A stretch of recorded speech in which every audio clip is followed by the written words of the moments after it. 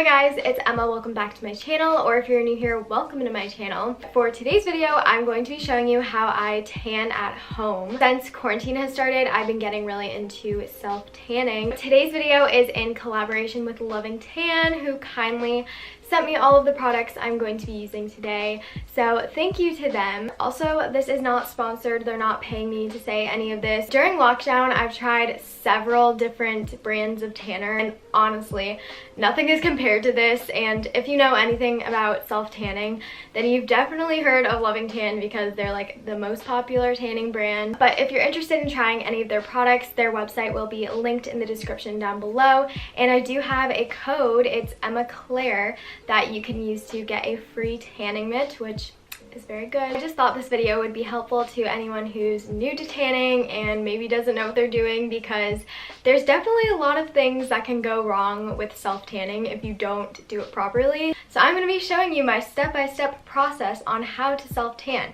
So let's get into my tanning routine. Okay. First things first is prep. Honestly, prepping for self-tanner is probably the most important part of the process. So usually my whole tanning routine starts the day before I want to tan. I can even get away with a few hours beforehand, but if I know I want to tan the next day, I'll just do all of this then. I get in the shower and I shave. This is important because you want a nice smooth surface to apply your tan. And then after I shave, I exfoliate. Exfoliating is also really important because it's going to get rid of all the dead skin cells and all of that. And again, it's just going to smooth out your skin, which is what we want when we are applying a self-tanner. Now to exfoliate, I use the Loving Tan exfoliating mitt or glove, whatever it's called. I'll put the name on the screen, but it has two sides. The black side is a little rougher, so that's the side I like to use because I really want a good deep exfoliation. Once I get out of the shower, I moisturize my skin. I like to use a body lotion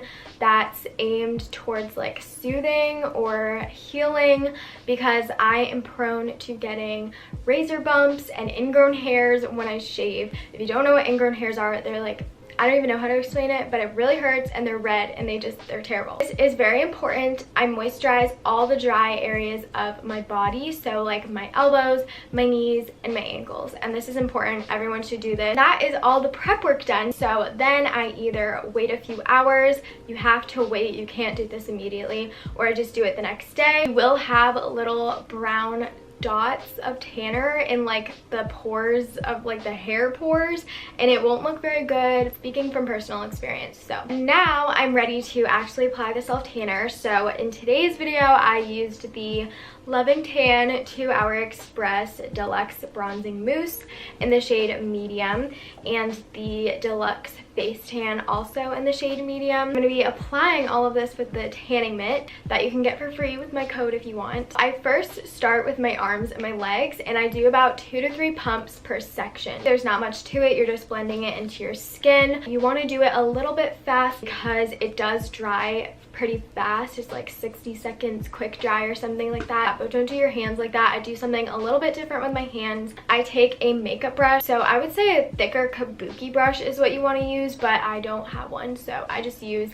the same brush every time. It's not the greatest, but it works. And you want to take the teeny tiniest amount and put it on your brush and go from here and blend upwards and brush it up through your fingertips. You also want to make sure you're getting in between your fingertips. Same thing with your feet. Gently brush it down, but don't apply any self-tanner to the mitt. Just use what's left over from tanning your other body parts. I do my stomach, chest, and back.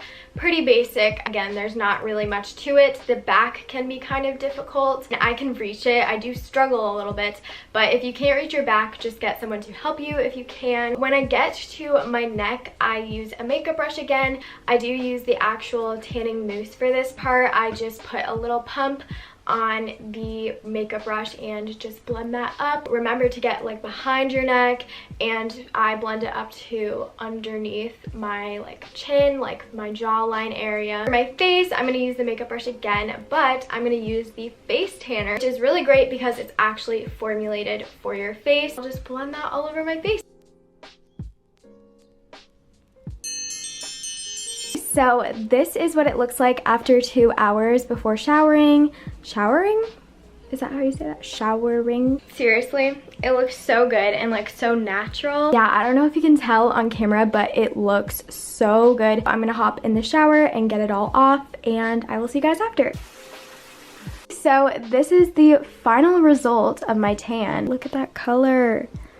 Like, it's literally such a big difference. I look in the mirror and I'm like, wow, I'm very tan. I'm literally so dumb and forgot to take before and after pictures, but I'm pretty sure you can just tell. But I will insert a little before and after picture that I'm posting on my Instagram. So if you want to go see that on my Instagram, you can go follow me, but I'll show it here anyways. I don't know if you guys can see, but this is the tan. If you want to try out Loving Tan for yourself, they will be linked down in the description. And you can also use my code EmmaClaire to get a free tanning mitt. But yeah, I hope you guys enjoyed. I love you guys so much, and I will see y'all next time. Mwah. Bye.